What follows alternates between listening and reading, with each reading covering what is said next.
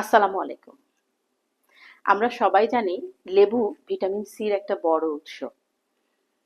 কিন্তু আমরা কি জানি যে লেবুর রসের থেকে লেবুর খোসাতে ভিটামিন সি এর পরিমাণ বেশি থাকে?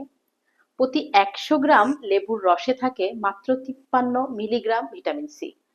আর লেবুর খোসাতে থাকে 129 মিলিগ্রাম ভিটামিন সি। তো এজন্য আমরা লেবুর খোসা খেয়ে কিন্তু খুব সহজেই ভিটামিন সি অনেক বেশি পরিমাণে পেতে পারি। তো অনেকেই বলেন যে লেবুর খোসা খেতে তিতা লাগে। তো লেবুর খোসা খাওয়ার একটা নিয়ম আছে। আমরা যদি এভাবে খাই, আমরা লেবুটা পুরোটা চিপে নিব। চিপে নেয়ার পরে এই যে খোসার এই অংশটাকে আমরা এভাবে টেনে তুলে ফেলবো। তুলে ফেললে দেখবেন যে এই যে এই অংশটা, এটা কিন্তু খেতে খুব মজা লাগে, একটুও তিতা লাগে না। আপনারা খেয়ে দেখবেন, খুব মজা লাগে। এটি সালাদ হিসেবে ভাতের সাথে খেতে পারেন, এমনিতেও চিবিয়ে চিবিয়ে খেতে পারেন। তো সবাইকে ধন্যবাদ।